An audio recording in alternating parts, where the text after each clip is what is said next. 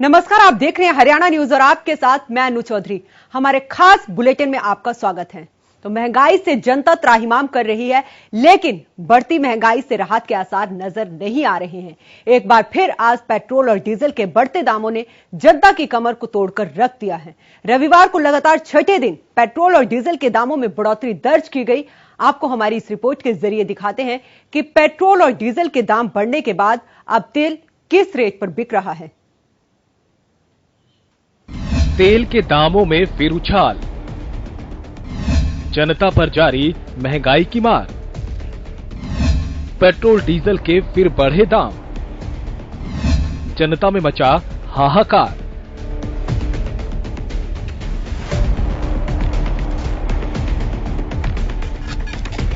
जनता पर पेट्रोल और डीजल के बढ़ते दामों की मार लगातार जारी है। पेट्रोल डीजल की कीमतें थमने का नाम नहीं ले रही। लगातार महंगे होते पेट्रोल और डीजल से आम आदमी परेशान है। कई राज्यों में पेट्रोल डीजल दोनों के दाम शतक पार कर चुके हैं। तेल कंपनियों ने रविवार को फिर डीजल और पेट्रोल के दामों में छठे दिन बढ़ोतरी कर आम जनता को एक बड़ा झटका दिया है। भारतीय पेट्रोलियम विपणन कंपनियों ने पेट्रोल और डीजल के नए रेट जारी किए हैं। पेट्रोल के दामों में 26 से 30 पैसे और डीजल के दामों में 33 से 35 पैसे तक की बढ़ोतरी की गई। रविवार को तेल की कीमतों के बाद महानगरों में पेट्रोल और डीजल का नया रेट क्या है उसके बारे में बताते हैं। दिल्ली में पेट्रोल 104 रुपए 14 पैसे, डीजल 92 रुपए 82 पैसे। मुंबई में पेट्रोल 110 रुपए 12 पैसे, डीजल 100 रुपए 66 पैसे। कोलकाता में पेट्रोल 104 रुपए 80 पैसे, डीजल 95 रुपए 93 पैसे। चेन्नई में पेट्रोल 101 रुपए 53 पैसे और डीजल 97 रुपए 26 पैसे प्रति लीटर बिक रहा है। महानगरों में पेट्रोल तो पहले ही शतक लगा चुका है, लेकिन मुंबई में डीजल भी 100 के पार पहुंच गया। बाकी महानगरों की बात करें तो जिस लिहाज से पेट्रोल और डीजल के दाम बढ़ रहे हैं, उस लिहाज से जल्द ही दिल्ली, कोलकाता और चेन्नई में भी डीजल शतक मार देगा। आपको प्रमुख शहरों में आज के पेट्रोल के दामों से रूबरू कराते हैं। भोपाल में पेट्रोल 112 रुपए 69 पैसे, डीजल 101 रुपए 91 पैसे। रांची में पेट्रोल 98 रुपए 66 पैसे, डीजल 97 रुपए 98 पैसे। बेंगलुरु में पेट्रोल 107 रुपए 77 पैसे, डीजल 98 रुपए 52 पैसे। पटना में पेट्रोल 107 रुपए 29 पैसे, डीजल 99 रुपए 36 पैसे। चंडीगढ़ में पेट्रोल 100 रुपए 24 पैसे, डीजल 92 रुपए 55 पैसे। लखनऊ में पेट्रोल 101 रुपए 18 पैसे, डीजल 93 रुपए 26 पैसे। नोएडा में पेट्रोल 101 रुपए 40 पैसे और डीजल 93 रुपए 45 पैसे प्रति लीटर पर पहुंच गया। उधर लगातार बढ़ते पेट्रोल डीजल की कीमतों को लेकर जनता पूरी तरह से परेशान हो चुकी है। पेट्रोल और डीजल पर दाम बढ़ने से आम जनता की जेब खाली होती जा रही है, तो वहीं रसोई पर भी इसका काफी फर्क पड़ा है। हालांकि जनता इंतजार कर रही है तो सिर्फ तेल के बढ़ते दामों में गिरावट का। जनता की आस कब पूरी होती है, ये देखने वाली बात है। Bureau report, Haryana news. तो इसी मुद्दे पर ज्यादा जानकारी के लिए हमारे साथ हमारे सहयोगी गुरुग्राम से सुशील जुड़ चुके हैं और वहीं करनाल से हमारे सहयोगी लक्ष्य वर्मा जुड़ चुके हैं। जी सुशील, सबसे पहले मैं आपके पास आऊंगी, क्योंकि जिस तरीके से लगातार महंगाई का डबल अटैक लोगों पर पड़ रहा है, क्या कहेंगे आप?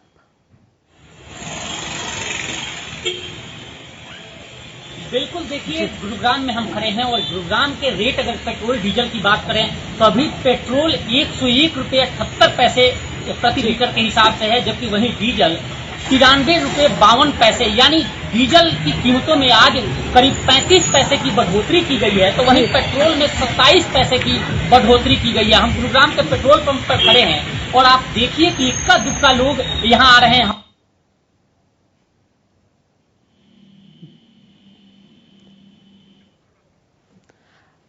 लक्ष्य, मैं आपके पास आती हूं। लगता है सुशील से संपर्क टूट गया है। कल भी देखा, कल भी दाम बढ़े थे और आज भी दाम बढ़े हैं। 25 से 30 पैसे डीजल में इजाफा हुआ है, वहीं पेट्रोल में भी 25 से 30 पैसे, 30 से 35 पैसे का इजाफा हुआ है। क्या कहेंगे आप, क्योंकि लगातार पेट्रोल और डीजल के दाम बढ़ रहे हैं। पिछले इसी महीने की बात करें तो 2 रुपए 40 पैसे से ज्यादा पेट्रोल और डीजल में बढ़ चुके हैं।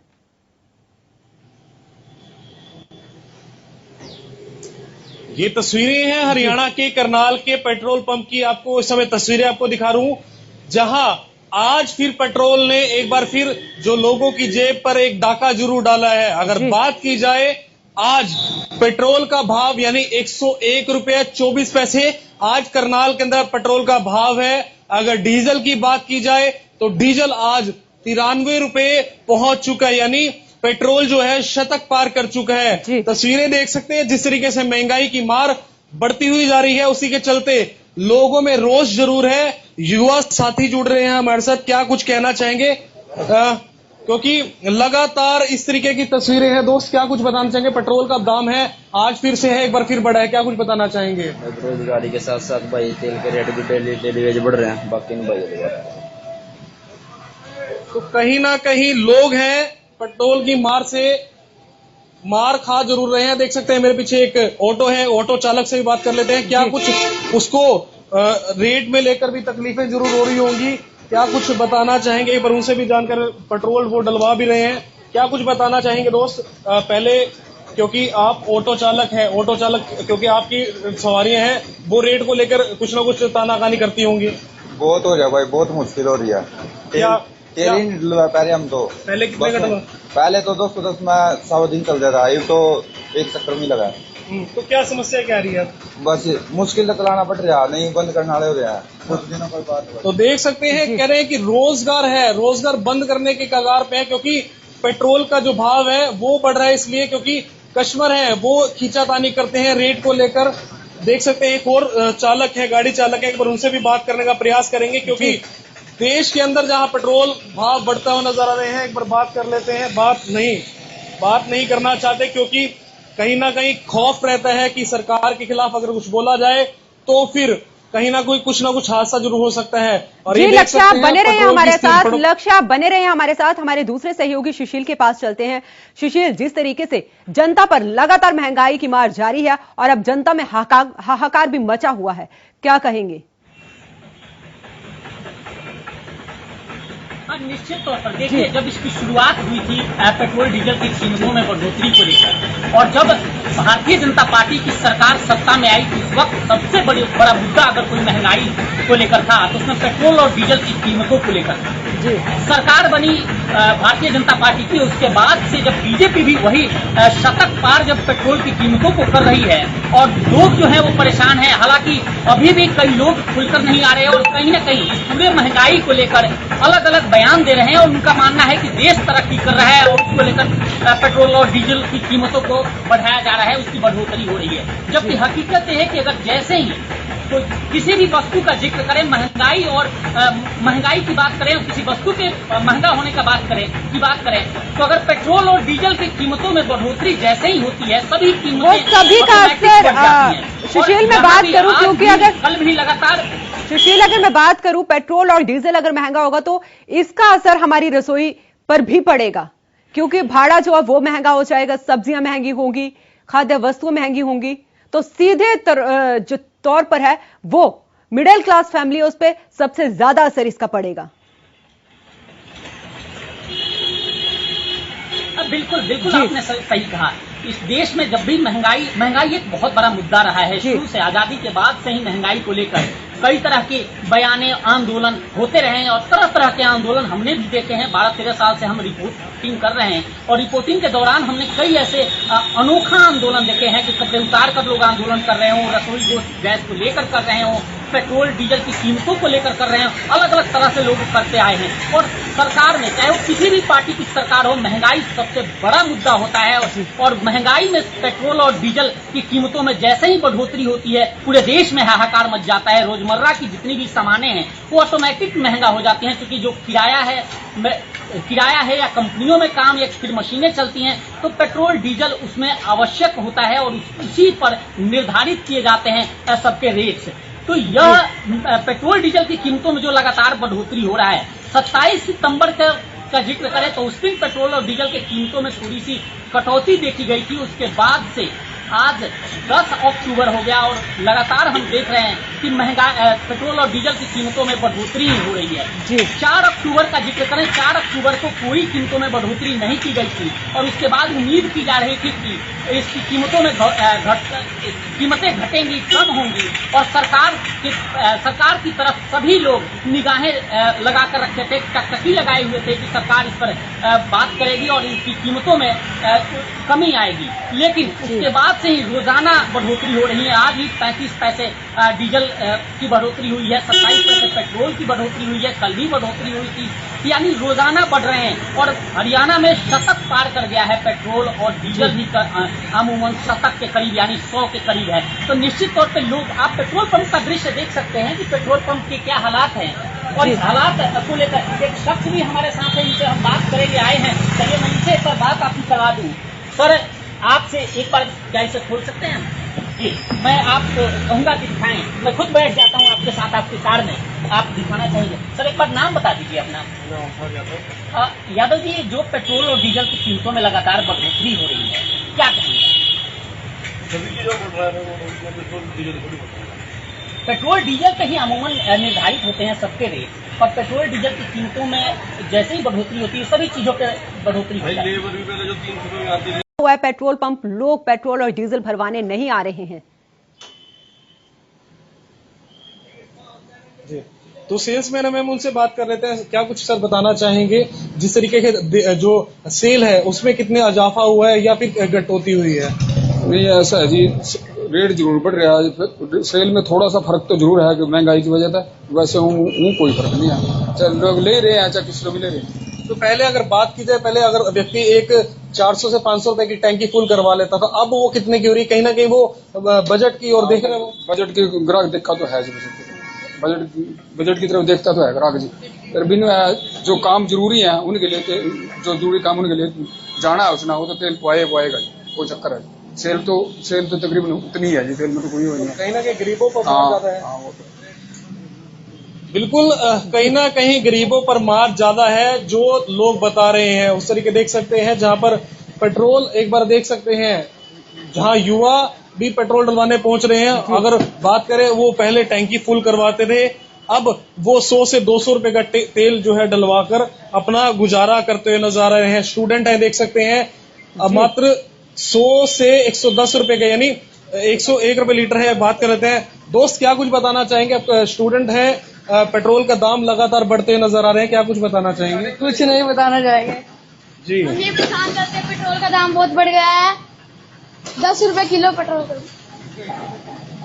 तो देख सकते हैं युवा भी थे जो छात्र हैं, क्योंकि स्कूली छात्र हैं और स्कूल में ट्यूशन पढ़ने के लिए जा रहे थे, वहां पर पेट्रोल डलवाने पहुंचे। वो भी अब 100 रुपए का पेट्रोल, मैं बात करूं क्योंकि 1 रुपए पेट्रोल तो जो सरकार थी, लक्ष्य में बात करूं, सरकार महंगाई के मुद्दे पर सत्ता में वापस आई थी, सत्ता में आई थी जब 2014 में। लेकिन इसी तरीके से अगर महंगाई रही तो लोगों को सरकार कैसे संतुष्ट कर पाएगी?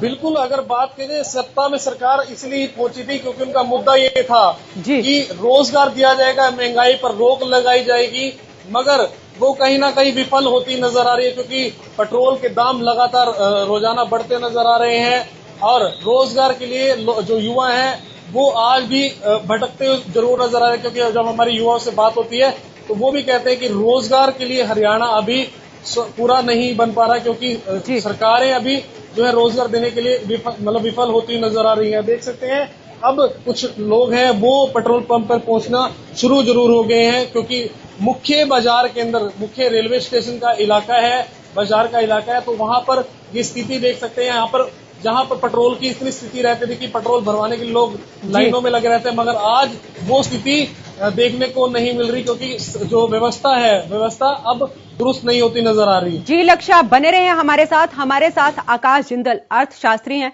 वो भी जुड़ चुके हैं। सर, बहुत बहुत स्वागत है आपका हरियाणा न्यूज पर। धन्यवाद जी सर, क्या कहेंगे, लगातार पेट्रोल और डीजल के दाम बढ़ते जा रहे हैं?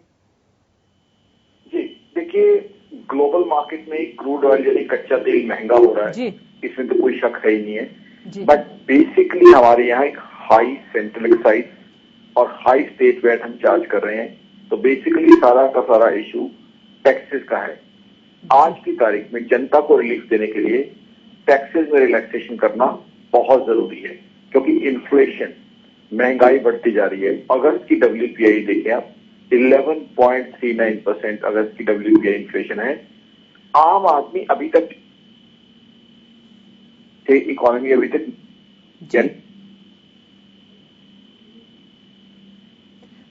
सर, बात तो यहाँ पर सबसे बड़ी यही है कि जो एक्साइज ड्यूटी है वो चाहे वो प्रदेश सरकार है या केंद्र सरकार है, वो 30 से 32-35 रुपए से ज्यादा एक्साइज ड्यूटी ली जा रही है। तो ऐसे में इस महंगाई से कब आम जनता को राहत मिलेगी?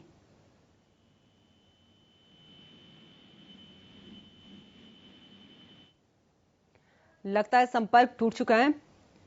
दोबारा कोशिश करेंगे और बात करेंगे, क्योंकि लगातार महंगाई बढ़ रही है, आउट ऑफ कंट्रोल हो रही है और इसका सीधा सीधा असर आम जनता पर पड़ रहा है।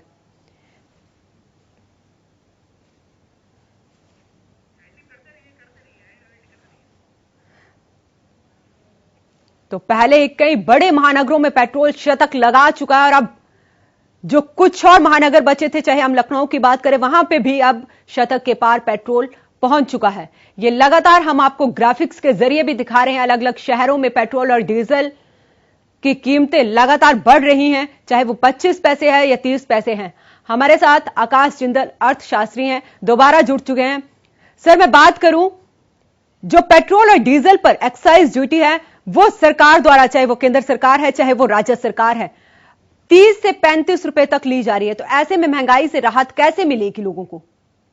देखिए, दो तरह की टैक्सेस हैं जी। सेंट्रल गवर्नमेंट जो लेती है वो सेंट्रल एक्साइज है, स्टेट जो लेती है वैट है जी। तो ये दोनों बहुत हाई हैं और आम आदमी को इससे तकलीफ पड़ रही है जी। बिकॉज आज की तारीख में पेट्रोल डीजल दोनों ही आम आदमी के लिए बहुत इंपॉर्टेंट है। आप देखिए, डीजल पे जितने भी ईटेबल्स हैं, जितने भी डेयरी कंज्यूमेबल्स हैं, मिल्क है, वेजिटेबल्स हैं, दूध और सब्जियों के बिना तो कोई घर नहीं चलता, उन्होंने डीजल पे ट्रेवल करना है।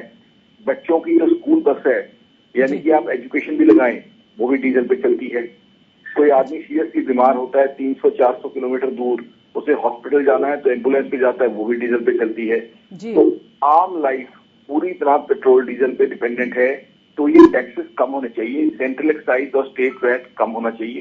पहला तो ये है। दूसरा, मैं करीब 4 साल से तमाम टीवी चैनल्स पे, खासकर नेशनल चैनल्स पे बार बार कह रहा हूँ कि इसको जीएसटी में लाया जाए, क्योंकि अगर जीएसटी में लाया जाता है पेट्रोल और डीजल के टैक्सेस को, तो भी आम आदमी को रिलीफ मिल जाएगा, तब भी दाम कम हो जाएंगे, क्योंकि जीएसटी में मैक्सिमम रेट जो है 28% है। तो जीएसटी में लाने की पीछे कोशिश की गई थी, जीएसटी के लिए मीटिंग भी हुई थी, उसमें सेंट्रल गवर्नमेंट के रिप्रेजेंटेटिव भी थे, स्टेट्स के रिप्रेजेंटेटिव भी थे। स्टेट्स में बीजेपी के साथ साथ कुछ जगह स्टेट्स में कांग्रेस भी है, कुछ जगह रीजनल पार्टीज भी हैं। बट मैं कहूंगा कि पॉलिटिकल क्लास ने, यहां सिर्फ एक पार्टी की बात नहीं कर रहा, पॉलिटिकल क्लास ने हमें निराश किया है, क्योंकि जीएसटी में लाने के लिए हमें पॉलिटिकल पार्टियां कहीं भी तत्पर नजर नहीं आई। तो मेरी ना सिर्फ एक पार्टी से बल्कि तमाम पॉलिटिकल क्लास से इस चीज को लेकर निराशा है। सारी पॉलिटिकल पार्टियां आम आदमी की बात करती हैं कि हम कॉमन मैन के लिए काम करना चाहते हैं, कॉमन मैन को रिलीफ देना चाहती हैं, लेकिन जब उनके सामने एक अपॉर्चुनिटी आई कि जीएसटी में लाया जाए, जीएसटी में तो स्टेट्स की भी वोट है, तब उन सब ने हम लोगों को निराश किया। और अब देखिए, पेट्रोल डीजल, खासकर डीजल हमारे किसान भाई, अन्नदाता, उसके लिए कितनी वाइटल है। किसान के जो है कितने सारे जो है इंग्रेडिएंट्स में डीजल का यूज होता है। सब पॉलिटिकल पार्टियां बात करती हैं किसान भाई की और अन्नदाता की, लेकिन डीजल के प्राइसेस कम नहीं हो रहे। और आप देखिए, तो इसलिए पेट्रोल और डीजल के प्राइसेस कम होने चाहिए। और खासकर जो पेट्रोल के प्राइसेस बढ़ रहे हैं, आम आदमी को बहुत बहुत तकलीफ दे रहे हैं। वही सर, जैसे जब कीमतें बढ़ती हैं तो इसका सीधा असर कहीं ना कहीं आम आदमी के बजट पर भी पड़ता है, बजट बिगड़ता है, रसोई तक पड़ता है, या फिर आने जाने के लिए भी इसका असर जरूर पड़ता है। जी हाँ, बिल्कुल पड़ता है। और आम आदमी का बजट इसलिए बिगड़ा हुआ है क्योंकि आज की तारीख में इनकम्स कम है, कमाइयां कम है। जैसे मैंने बताया, कोरोना का इम्पैक्ट अभी आम आदमी के ऊपर है। उसकी बिजनेस से अभी तक इनकम प्री कोरोना लेवल पे नहीं आई है, job opportunities pre corona level पे नहीं पहुंची हैं। तो अगर आम आदमी की कमाई बढ़ गई होती तो वो थोड़ा बहुत खर्चा और अब्जॉर्ब कर लेता। प्रॉब्लम यह है कि कमाइयां कम हुई है, खर्चे बढ़ते जा रहे हैं। सरकार बात करती है अपने डेफिसिट की, मानता हूं कि सरकार को भी कोरोना के समय में सरकार की इकोनॉमी, सरकार के बजट के ऊपर भी इम्पैक्ट आया है। सरकार ने एक बहुत बड़ा वैक्सीनेशन ड्राइव किया है, उस पर खर्चा किया है। हालांकि वो एक तारीफ करने लायक चीज है, बहुत अच्छा वैक्सीनेशन ड्राइव किया गया है। सरकार ने जो है बहुत सा अनाज हमारे गरीब भाई बहनों को दिया है, वो भी अच्छी बात है। लेकिन उसका ये मतलब तो नहीं है कि उसका खर्चा जो है वो आम लोगों से निकाला जाए। अच्छी बात नहीं है, आम आदमी से टैक्स लेना उसके लिए वो अच्छी बात नहीं है। उसके लिए और तरीके हैं जी। उसके लिए 4 तरीके हैं जो बार बार मैंने सेंट्रल गवर्नमेंट को सजेस्ट किए हैं। पहला तरीका ये है कि सरकार डिसइन्वेस्टमेंट के थ्रू ज्यादा पैसा रेज करे। दूसरा ये है सरकार ग्लोबल बोरिंग करे, हमारे एनआरआई भाइयों के लिए मसाला बॉन्ड रेज किए जाए। तीसरा ये है डोमेस्टिक बोरिंग जो है बढ़ाई जाए स्मॉल सेविंग स्कीम के थ्रू। चौथा ये है गवर्नमेंट एक्सपेंडिचर को रिड्यूस किया जाए। तो ये तरीके हैं जिससे सरकार जो है अपने फाइनेंसेस को सुधार सकती है। आम आदमी तकलीफ में है। देखिए, सरकार की अगर बैलेंस शीट डेफिसिट में है तो आम आदमी की बैलेंस शीट का क्या? आम आदमी के तो हालात ये हैं कि पहले वो 50,000 रुपये महीना कमाता था, खर्चा था 45,000। अब उसकी कमाई तो हो गई है 45,000, पेट्रोल डीजल के कारण खर्चा हो गया 60,000 रुपये। तो उसका जो डेफिसिट है, मेरा या सरकारों से क्वेश्चन ये है कि आपके डेफिसिट की बात हम बिल्कुल करते हैं, सरकार का डेफिसिट बढ़ा हुआ है, लेकिन जो आम घर का डेफिसिट है 45,000 कमाई रहती है और 60,000 खर्चा है, वो पूरा कौन करेगा? वो 15,000 उसके पास कहां से आएंगे? वो तो सरकारों को ही देखना है ना। तो सरकार को ही देखना चाहिए। सरकार को अपनी बैलेंस शीट और आम आदमी की बैलेंस शीट के बीच में आम आदमी की बैलेंस शीट को प्रेफरेंस देनी चाहिए। इस समय मेरा तो कैटेगरिकली मानना है, और आपके प्लेटफॉर्म से तमाम नेशनल और ग्लोबल चैनल्स जिसमें मैं आता हूं, उनके प्लेटफॉर्म से मेरी सेंट्रल गवर्नमेंट और स्टेट गवर्नमेंट से रिक्वेस्ट है, टैक्सेस को इमीडिएटली कम किया जाए और या इसको जीएसटी में लाया जाए, और मीडियम टर्म से लॉन्ग टर्म के लिए हमें क्रूड ऑयल यानी पेट्रोल डीजल के ऑल्टरनेटिव्स पे काम करना है। क्योंकि इतनी बड़ी इकोनॉमी, आज हम 5th लार्जेस्ट इकोनॉमी है, तो इतनी बड़ी इकोनॉमी इंपोर्टेड एनर्जी के बेस पे नहीं चल सकती। हमें चाइना की तरह न्यूक्लियर एनर्जी पे या तो कंसंट्रेट करना होगा या सोलर एनर्जी के ऊपर जो है हमें फोकस करना होगा। उससे जो है हम ये पेट्रोल डीजल का खर्चा कम कर सकते हैं। धीरे धीरे जो है कुछ शिफ्ट हो रहा है कि व्हीकल जो है इलेक्ट्रिक व्हीकल्स की तरफ जा रहे हैं, हम सोलर व्हीकल्स की तरफ जा रहे हैं, बट वो शिफ्ट जो है बहुत स्लो हो रहा है। तो हमें उसे मैसिव लेवल पे जाना होगा कि इलेक्ट्रिक व्हीकल्स या सोलर यूजेज की तरफ बढ़े हम, ताकि पेट्रोल डीजल के ऊपर हमारी डिपेंडेंस कम हो। ये बहुत जरूरी है। सर, इलेक्ट्रिक व्हीकल की तरफ लोगों का रुझान बढ़ा है, लेकिन प्राइसेस ज्यादा है उनके। जी हाँ, वो प्राइसेस ज्यादा है, तो या तो उसमें सरकार को कोई सब्सिडी देनी चाहिए। जी, उसमें सरकार को करना क्या चाहिए, उसमें टेक्नोलॉजी को इस तरीके से डेवलप किया जाए कि वो सस्ते हो जाए। देखिए, इलेक्ट्रिक व्हीकल मानता हूं आज की तारीख में महंगे हैं, लेकिन अगर उसकी टेक्नोलॉजी पे हम वर्क करें, टेक्नोलॉजी को इंडिजिनाइज करें और उनको इस तरीके से करें कि वो टेक्नोलॉजी सस्ती अवेलेबल करा दे, तो धीरे धीरे हम उस तरफ शिफ्ट कर सकते हैं। साथ ही साथ सोलर व्हीकल, सोलर एनर्जी को यूज किया जाए। अब मैं बहुत से ऐसे हाउस होल्ड को जानता हूं जिन्होंने सोलर एनर्जी अपने घर में यूज करना शुरू की, बिजली का बिल उनका 0 हो गया है। कहीं ना कहीं जो है डीजल यूज करते थे वो लोग जनरेटर सेट्स के लिए, वो बच गया है उनका। तो कहीं ना कहीं हमें कॉन्शियस शिफ्ट करना है। देखिए, क्यों कर हम जो है अब न्यूक्लियर एनर्जी की तरफ चले, न्यूक्लियर एनर्जी तो बहुत सस्ती है। न्यूक्लियर एनर्जी पे अगर हम फोकस बढ़ाते हैं तो हमारा पेट्रोल डीजल के ऊपर जो है यूजेज बहुत कम हो सकता है। इलेक्ट्रिकल व्हीकल्स, कार्स जो है महंगी हैं, but ultimately if we start developing cars within our country, if we focus on indigenous technology, then we can definitely reduce the prices. Now, if we can bring the prices of electrical vehicles, even if they are 40 to 50% higher than that of petrol diesel vehicles, still maintaining them, using them would be much, much cheaper. So we have to work towards a reduction of prices of electrical vehicle. Similarly, we have to work towards solar vehicles. So we have to make solar vehicles available in the country at a much cheaper cost. आप देखिए, आज की तारीख में solar energy का मेरा हमेशा सरकार से निवेदन रहता है कि सोलर एनर्जी के ऊपर इंडिजिनस वर्क किया जाए। हमें उसके लिए वेस्टर्न वर्ल्ड की तरफ नहीं देखना है, हमें यूएस यूरोप की तरफ नहीं देखना है। वो कभी सोलर टेक्नोलॉजी पे काम नहीं करेंगे क्योंकि उनके पास सूर्य नहीं है, उनके पास उतनी धूप, उतना सन नहीं है। हमारे यहाँ तो इतनी धूप होती है कि लोग जो है धूप से परेशान हो जाते हैं, जल के सड़ने को हो जाते हैं। तो उस धूप को क्यों ना पॉजिटिवली यूज किया जाए। तो वो सोलर एनर्जी हमें कहीं ना कहीं हिंदुस्तान की रिसर्च, हिंदुस्तान की टेक्नोलॉजी एडवांस करनी होगी कि सोलर एनर्जी को स्टोर किया जाए, स्टोर करके व्हीकल्स इस तरीके से बनाए जाए कि वो सोलर एनर्जी को यूज करें। तो कहीं ना कहीं हमें मीडियम से लॉन्ग टर्म के में ऑल्टरनेटिव की तरफ चलना है। आज हम एक छोटी मोटी इकोनॉमी नहीं है, we are the 5th largest economy in the world. Britain, France उनसे आगे हैं। ब्रिटिशर्स जो हमें कभी रूल किया करते थे उनसे बड़ी हम इकोनॉमी हो चुके हैं। तो प्रधानमंत्री मोदी साहब के विजन की वजह से we are the 5th largest economy. तो इतनी बड़ी economy imported source of energy के बेस पे आगे नहीं बढ़ सकती। आज तो हालात ये है कि 75 to 80% क्रूड ऑयल हम इंपोर्ट करते हैं। तो ये कहीं ना कहीं हमें ओवरऑल शिफ्ट करना होगा अपने आप को। और दूसरी बात आप देखिए, आज क्रूड ऑयल के दाम बढ़े हुए हैं। ब्रेंट क्रूड जो हिंदुस्तान में हम इस्तेमाल करते हैं, यही ब्रेंट क्रूड जो लास्ट ईयर लॉकडाउन था उसमें 22 अप्रैल के आसपास $20 पर बैरल था। तो उस समय मेरा ये सरकार से उस समय भी निवेदन था कि इसके एडवांस या फ्यूचर कॉन्ट्रैक्ट किए जाए, इसको ज्यादा से ज्यादा क्वांटिटी में टाई अप किया जाए ताकि आने वाले समय में हमें ग्लोबल जो है कच्चा तेल वो सस्ता मिलता रहे। क्योंकि पेट्रोल हो, डीजल हो, एलपीजी हो, सबने अल्टीमेटली कहीं ना कहीं जो है क्रूड ऑयल से पैदा होना है। तो वो चीजें भी हमें वर्कआउट करनी है। हमें एक कॉम्प्रिहेंसिव पॉलिसी बनानी है पेट्रोल डीजल के प्राइसेस कम रखने के लिए, क्योंकि इकोनॉमी हमारी इनके लिए बहुत इंपॉर्टेंट है। मैं तो यहां तक कहूंगा कि आम हिंदुस्तानी आदमी के लिए आज की तारीख में ऑक्सीजन इतनी इंपॉर्टेंट नहीं है जितना पेट्रोल और डीजल इंपॉर्टेंट है। क्योंकि बेसिकली भी practically we live off petrol and diesel. तो हमें इनके प्राइसेस कम रखने बहुत जरूरी है। क्योंकि होता क्या है, आप इकोनॉमिक टर्म्स में देखें, अगर इन्फ्लेशन ज्यादा होगी तो क्या होगा, डेफिसिट बढ़ेगा। डेफिसिट बढ़ेगा तो क्या होगा, जीडीपी ग्रोथ कम होगी। जीडीपी ग्रोथ कम होगी तो आगे जाके टैक्सेस इंपोज होंगे। तो कहीं ना कहीं नेगेटिव विशियस साइकिल की तरफ हम बढ़ेंगे। जी बहुत बहुत शुक्रिया आकाश जी हमारे साथ जुड़ने के लिए और हरियाणा न्यूज को अपना कीमती समय देने के लिए। तो फिलहाल के लिए इस खास बुलेटिन में इतना ही। आप देखते रहें हरियाणा न्यूज।